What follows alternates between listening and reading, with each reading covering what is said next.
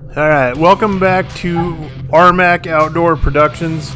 Today's episode is called Crappie Fed Rainbows.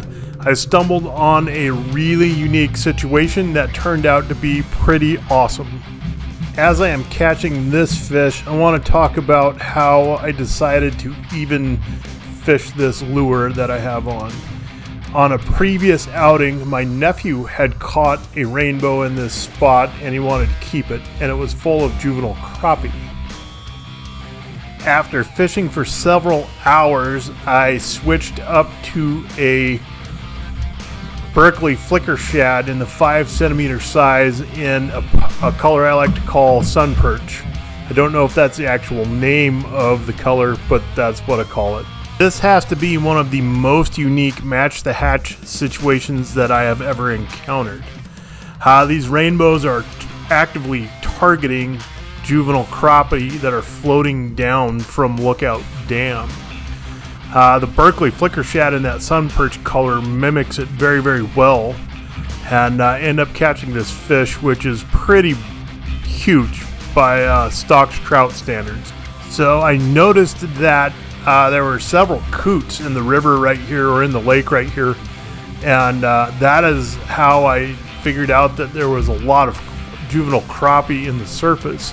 The coots were literally picking the crappies that were floating down from being stunned as they passed through Lookout Dam out of the water.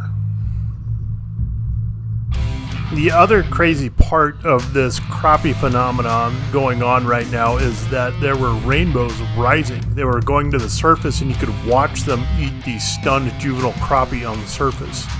And they're great big rainbows, anywhere from 14 to about 26 inches. It also should be noted that the water temperature is relatively cold. It was 42 or 43 degrees while I was fishing.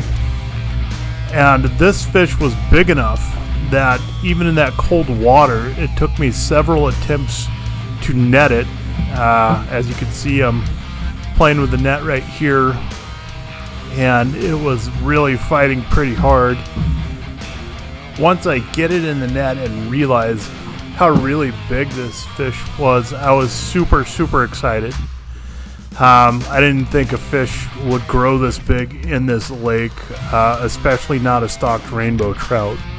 But it had a missing adipose fin, was clearly a stocked fish, and grew to very impressive size. As you can see, I'm having trouble netting it. Also, there's a bunch of current here, not a heavy current, but enough current that netting a large fish by yourself becomes fairly difficult. As I bring it out of the water and hold it up, notice that it has significant tail damage, and that is from, I believe, otters. I saw several otters while I was fishing and knew that they were probably eating the pike minnow and rainbows around.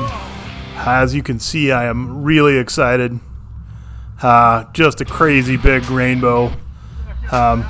Caught on a last second chance on a flicker shad. Okay, coming up on the next fish after this one, obviously isn't as big, but is still a pretty nice rainbow. What was crazy about this fish is I was actually talking to my wife on the phone and had just set my rod in the rod holder and let the flicker shad swim in the current, and had spot lock engaged on my trolling motor, and it was fish on. And I can't explain what a really unique situation this has been. I consider this fish to be about average for this spot now that I've caught quite a few on this trip and trips since this trip. It got a little wrapped up in the line, but I released it unharmed. I did keep the big fish in the video, and coming up I show you the lure I caught it on next to the juvenile crappie I pulled out of its stomach. So in just a few seconds, we're going to transition from me holding this fish, letting it go, and here we go.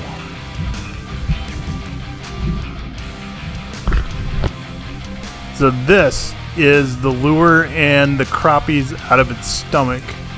There were 10 mostly intact crappie that I could identify. Notice how good the meat quality is. For a fish out of a lake, this is a very orange or red colored fish, and it ate fantastic. Once again, just showing you the crappies and the flicker shad, and here is the final fillet. Thanks for watching.